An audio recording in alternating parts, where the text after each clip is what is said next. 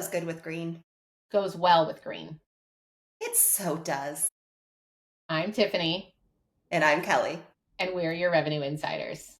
And we are here for a fun bonus episode all about Wicked. We are joined by the wonderful Raheela Nanji, who I have worked with as my executive coach for probably the last 2 to 3 years. This episode is not necessarily about go to market, but all about career development. I promised my husband we would not do any analogy episodes. And here we are doing an analogy episode, but I feel okay about it because it's not a how we're comparing it to go to market. We're comparing it to career development. It feels less cringeworthy. Yes, we agree. Yeah. I mean, I think if we like acknowledge it at the beginning, then maybe Okay. it makes it less cringeworthy. Okay. I am so excited about this. The reason this episode came about is I was on an executive coaching session. If you don't have an executive coach, get one. I know. You don't need to be an executive to have an executive coach. A career coach is for all levels of your career. And Raheela was talking to me about some things that I was processing as I go out on my own. And she started referencing Wicked. And I was like, A, now I've got to go see the movie. And B, this is a great conversation for a larger audience. So we're excited you, our listener, get to kind of enjoy this conversation and hear how you can take inspiration from something in pop culture from Wicked. So Rahila, thank you for joining us. We are so excited you're here. Thank you so much for inviting me to today, Kelly and Tiffany. I'm so excited and delighted to be here. So thank you. Of course, of course. Well, let's jump in really quick with an introduction so the listener can hear a little bit more about you and your background. So I am Raheela Nanji, and I am the owner and the founder of Reconsulting. In terms of my background, I always find it, I consider myself to be really, really lucky because I grew up at the dinner table of entrepreneurs. So when I was growing up, my parents and my dad's family had lots of different businesses. And I think for me, that was so formative about who I am as a person and the routes that I wanted to take as an individual as well. And it also meant that, listening to dinner table conversation around business, it just meant that I was never really scared to try things on my own. And I think I hope this is one of the very few times that I've disappointed my dad. When I graduated from university, he was like, okay, which of the businesses do you want? And I was like, I don't want any of them. And he was like, well, what do you mean? What do you mean you don't want any of them? What have I done this for if it's not for you? And I was like, well, my dynamic is not daughter of the boss. It never has been and it never will be. I don't have anything to bring to the table right now apart from a degree. So he very reluctantly allowed me to go out and work, and that's where I started my marketing career. And fell into it, absolutely loved it. And then a few years into my career, my dad approached me to start our first businesses in Dubai, and that was like really great for our relationship and really great for me as an individual. From there, my career progressed, our businesses progressed as well. So marketing's always been something that I've loved. And then more recently, and Kelly, thank you so much for alluding to the coaching in the way that you did. And thank you, I really do appreciate that. So coaching's been a more recent love, so probably about 4 or 5 years now. And it's something that I decided to officially embark on during COVID.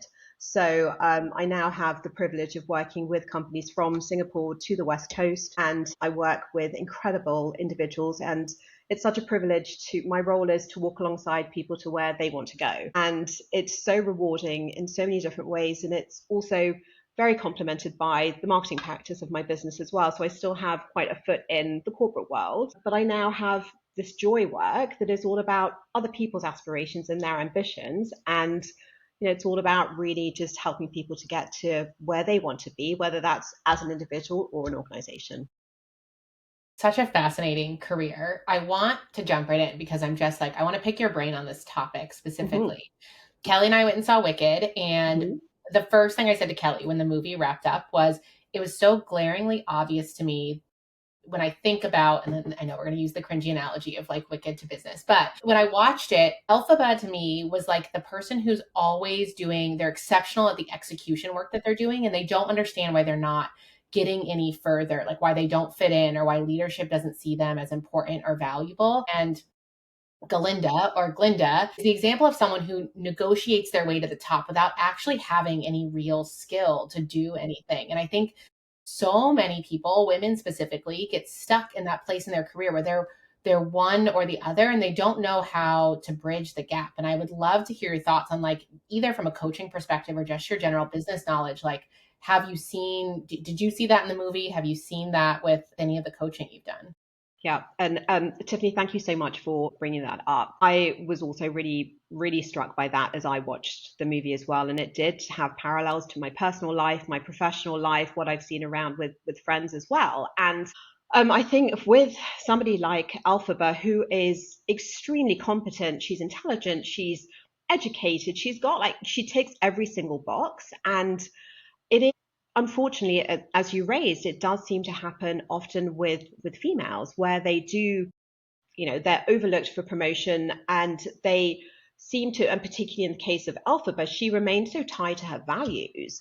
She didn't want to deviate away from them, even though in some cases it may have been a more advantageous thing for her to do. She chose not to do that. And I think very often as individuals, as people with careers, whether you're male or female, you sit in this dilemma of, do I follow my personal values and do what my instinct tells me to do, or do I follow my ambition, which may take me down a different route? And it is such a common theme in conversations, and it's a really tough one to go through because there isn't always necessarily one correct answer. It's so individual. I look back at my career and I think through, there were definitely moments that I didn't disregard my values, but definitely chose ambition over values, especially when I was more junior. And I think it's funny, as I get more senior, maybe it's because I have more privilege and the ability to do this. I'm definitely making career choices more based on values. And thinking about that, maybe it's because I'm a mom, I don't know, but it's definitely something I'm observing in my own career. So I think it's such a good analogy to what so many women go through. I mean, I think from some extent, I think being a Galinda and like not having any of the execution ability, like, doesn't set you up for success and power. So even if you like abandon all your values, like, you're not going to be successful just navigating. You'll get to a certain point and then it'll start to like crumble around you. But I think it's not always like abandoning your values, but kind of stretching to get to a point where your values can impact more than just what you're doing. Like, you sometimes have to navigate or bend or stretch, I think, in ways like in my career, I certainly have to take those advancement steps to then have the privilege, as you put it, Kelly, to then lead with your values and start to change the landscape of how some of those things operate. Yeah. And that's a really a great way of looking at it, because you're not necessarily compromising self in that you're still being true to yourself, to your values, and maybe your organizational values as well, and potentially helping the people that might report into you or even your peers. And that's huge in itself. So it doesn't always have to be one or the other. You can find creative ways of combining things that when you ask yourself the question, that actually feels okay, with like genuinely okay rather than surface level okay. I have been in so many situations where I have people on my team or in the company that I'm working at where I look at them and I say, you are amazing. And I see you are amazing. Like, the work you are executing on is so great. And there's an overwhelming frustration because I know that the people around them see the great work, but don't necessarily see them as an up and coming leader. If you were coaching those individuals, Raheela, where would you start? That's a really great question, and it is one that comes up really often. And I think that's where, if we look at Elphaba and what she brings to the table in terms of, let's call it substance for argument's sake, you've got Glinda, and what she brings to the table is style. And I think that there are traits that we can take from Glinda's character. For example, she knows how to work a room. She leads with confidence. She really knows who she is within those arenas as well. So somebody that is starting out in their career and is already very capable, very good at what they're doing, I do think this is where we can, go a bit pink and see, okay, what does Glinda do well, and how can we look at potentially, and in a way that is aligned with the person's aspirations and values, start to incorporate some of those pieces in. So, what are people saying about them? What are people saying in the rooms that they're not personally in as well? And that's where that piece comes in. And it's very much, I think, at the beginning, not being afraid to ask the question around, okay, what was said about me in this meeting, or what feedback do you have for me? And this is where like asking, I think, really open-ended questions without being personally affected by what the response is, and asking the right people. Totally. And I love the concept of a personal brand. I do think that that's one thing that, like, when you're early on in your ambitious career goals and you see yourself moving into leadership, that's not an obvious step that you realize you need to take. And I have a peer at my current company who I love dearly, and she talks about brag documents and the importance of creating these like brag documents and noting all the things you did, because it's so important to not only have a brand, but to zoom out your work as part of your brand and explain how those two are connected. And I do think, like Kelly, to your question, that's often what I see missing in people is that like secret sauce of being able to like stitch the bigger picture about themselves and their work and not just the individual projects or activities. Yeah, absolutely. So another theme that comes across a lot throughout this movie is the cost of ambition. Raheela, talk to us about how you saw that in the movie and kind of the lessons we can take from that. I really love that question. And I think that the cost of ambition as a theme came up for me at various places through the film. And what was interesting, so if I think about when she enters Shiz, when Elphaba, both of them, but when Elphaba enters Shiz and she does what she does, and there's the whole like magical piece that is associated with that. And that's when the professor starts to speak to her about magic, potential, meeting the wizard, like all of those pieces. And you can see the shift in Elphaba around, finally realizing that she could have ambition. And so I think that's where it started coming in as a really strong theme for me. And when she then sings about it and she talks about, basically she's singing and she's saying, what is it? It's something like, I am unlimited, like her future is unlimited. So she talks about that there. And then towards the end, in one of the final scenes where it's two of them and they're actually, Elphaba is inviting Glinda to come with her. And that's where she starts to say, our future is unlimited. And I found that to be really interesting too. And to your point about the cost of ambition, that's where it came to a head for me, because they both made their choices. So Glinda's ambition was to be popular, to be seen, to do those things that were very much on her brand. Whereas Elphaba wanted to, my interpretation was that she wanted to make a difference in the world. She wanted to really have an impact. And, she then makes her choice. Well, they both make their choices. What I found particularly powerful towards the end of that scene was that Elphaba then crashes through a glass window, which to me represented a glass ceiling. So taking that back to the workplace, you can see where my mind went there. So that was my perspective. How about yours? Yeah. So this brought up for me a exercise you and I went through, and I've actually replicated with team members and individuals that I've mentored around a value exercise on understanding what your values are and actually writing them down in solidifying them. I think you see that moment in the movie where they're unconsciously kind of having that discussion in their head. But the more proactive you can be about thinking about those things. So when you're in the situation, you have to make decisions, you know what your values are and where you're going to go. I don't know, Raheela, if you want to talk a little bit about that exercise, but I think that is something that's been really impactful for me and I've taken on to use as a leader as well.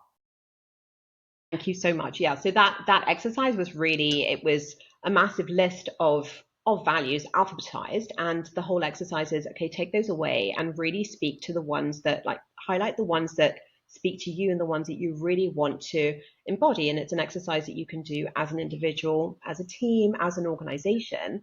And I think having that almost as our cornerstones can really help to know whether we remain aligned with what we want to be. And they can change, they can grow, they can shift, and they will through our careers. You mentioned it just now yourself, Kelly. And I think that just having those pieces to just, again, put our brands to can be really, really helpful, almost as a personal rubric. Like, does this align with my values? Yes or no? Okay. And then make a decision accordingly. Yeah. And, when you're talking about that cost of ambition piece, what Mm-hmm. I noticed was after that moment that you described when they first get to Shiz and she does that, like, the big explosion happens and the teacher starts to pay attention, is from that point on, you see the conflict in Elphaba's personality of really trying to figure out, like, does she want to fit in, or is it more important for her to be who she's always been. And you see that evolve again as her and Glinda become better friends, and they go to Ozdust, I think was the name of like the little club that they go to. But like you see that internal battle like very well. Like the facial acting in Wicked was so key to watching how she was processing like all of those moments. And even when they, Glinda comes up and does the dance with her and mimics that, like her facial expressions there and the feeling of being accepted or having that kind of like, what does influence look like or feel like? And watching that struggle, I think was so impactful to me in kind of like how I was framing the difference between the two. Because even later on, Glinda has the same struggle. You see her like processing, who does she go after? Does she go after being popular? Does she go after being empathetic, which is she's getting that from Elphaba, really. That's her one of her core values. So it's really interesting to watch the influence they have on each other throughout the film as well. Yeah, absolutely. And I think when it comes to costume ambition, it's the Elphaba hiding a little bit of who she is at first and not having the confidence to really be herself, and then how that grows over time as well. Yeah. It's really interesting to watch. I think with the confidence piece, that was one that I reflected on a lot. And I think that when Elphaba arrives at Shiz, the whole, not dissimilarly to the way that it was for Glinda, but the whole, like everything stops for her. And she, in that space, and to what you were saying, Tiffany, about facial expressions, like I don't know if it's because she was so used to it, but she owned that space in a way that isn't necessarily aligned with somebody that's not confident. Mm-hmm. So she knew how she had to be in that space, and maybe it was because she'd been there so many times, and no, I didn't eat grass as a child, whatever it was that she said. But it wasn't always indicative to me of somebody that doesn't have confidence. So it was very interesting because I think in some areas she was very confident, but around social skills and that other piece that we talked about earlier, she didn't have that yet. Yeah, well, in that Ozda scene, someone says to Glinda that, she really doesn't care what people think, talking about Elphaba doing the dance in the middle of the dance floor. And Glinda says, like, no, she does. She does care what people think. She just hides it really well. And I think that, like, she has those, you develop these, like, patterns, and even we do in business that, like, are these, like, false confidence, like, you know exactly what to say or how to say it. And so you repeat it so many times that it comes off as confidence when you haven't really done the internal coaching work to build that confidence up yourself. Exactly right. Okay, so one moment in the movie that really hit home for me, like I was kind of struck and I was like, oh, this is why Raheela wanted me to go see this movie, was around when Elphaba realizes that her original ambitions and goals to be with the wizard had changed. And I think this is something I see quite frequently, and I feel myself is throughout my career, over the 20 years, I've had different career goals and things that I thought I wanted to be, things I thought I wanted to do. And those moments when I realized that maybe those career goals are changing are so hard. Because you have to decide, is this just a moment in time? Am I having a crisis here? Or is this truly, have my values changed? Or has my ambition changed? And I'm trying to go in a different direction. And that's okay. And accepting that, your career might not be the standard path that you thought it was going to be, and how you process and accept that. I'm just curious, do you see that in a lot of clients you work with, Raheela, and how do you work with them to help them understand kind of that change in ambition or change in path? Such a great question, Kelly. And yes, I see it with my clients. I've seen it in myself.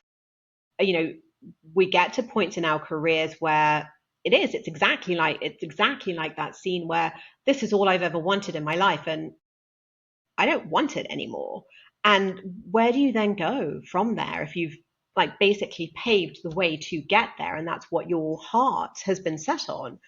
And in those instances, I think that it comes back to what we've discussed earlier with regards to values and who do you want to be? Because the version of ourselves that we are today is going to potentially be different to the version of ourselves even 2 months ago, 6 months ago, depending on the work that we've done on ourselves. So I think consistently evaluating our path to make sure that, okay, does this still lead us where we want it to go? Whether it's a yellow brick road, whatever we want to call it, I think having those moments of reflection to say, okay, is this still what I want, what I truly, truly want? And if it's not, being okay with that as well. So I think rather than almost getting to the destination and realizing at that point that it's not what we want, having those points of reflection further, like maybe have a quarterly check-in with yourself to be like, okay, these are the goals that I set for the year or for the next 5 years. How do I still feel about them? And being open to what comes up when you have your internal dialogue or your external dialogue. I love that value exercise that you two were talking about, because I think that helps so much. Because when you watch Elphaba realize, Kelly, to your point, that her ambitions have changed, it's not because her values changed in that moment. She realized that what she thought was the answer to fulfilling those values wasn't the right answer. And so now she's grappling with, like, when you get too specific, I think, with your goals, and I hate the question in like interviews, like, what's your 5-year plan or 10-year plan? Like, it's just so unrealistic for anyone to actually know what they're going to be doing in 5 or 10 years. But to know what you want, like from a theoretical standpoint or value or like long-term, like type of influence you want, like if Elphaba thought my influence is to like the greater good of Oz because of how I was treated and how the animals are being treated, then it's not as much of a conflict in realizing that the wizard is not the person to get her to that next step. But because her focus was so much on like the wizard was the answer, she's left with that, like that moment of really grappling with her whole world kind of crumbling around her and having to then make such rapid decisions at that point to figure out what she's doing next. Yeah. And I think with that point, I know this has come up in another one of your podcasts, just the whole group think, because the whole of Oz thought that, the wizard is the answer to everything. And I think that piece really plays a part in what you just shared, because that's what you've always been led to believe. Then potentially, where do you go from there? Yeah. I think that lends perfectly to what we are trying to do here, which is have everyone create their own point of view. Thought leadership is such an important part of how you drive your own ambition and move your career along. So I'd love to hear from you, Raheela, if you would like to leave our listeners with a question to help them form their own point of view. Thank you. I would love to leave the listeners with a question. And keeping it Wicked theme-esque, the question is going to be, how are you, or how would you like to defy gravity? That's a good one. Good. Okay. That's a lot to think about. That is. That's gonna take some reflection, but I love that question. Well, this was fun. Definitely different than our normal podcast, but I love that we're focused on career development. Raheela, thank you for everything. It is made such an impact on my career. I know, Tiffany, you've had executive coaches throughout your career. So helpful to have someone to listen to and guide you and be on the path, because leadership and career development can be lonely if you don't have someone with you. Yes, totally agreed. Thank you, everyone, for joining. And thank you, Raheela. We really appreciate it. And thank you both so much. This has been wonderful, and I really appreciate the privilege. Thank you. Of course. Bye, everyone. Bye. Thank you for tuning in to the Revenue Insiders. We hope you've enjoyed today's episode. If you did, we'd really appreciate it if you could take a minute to leave us a review on your favorite platform. Your feedback helps us reach more listeners. Thank you.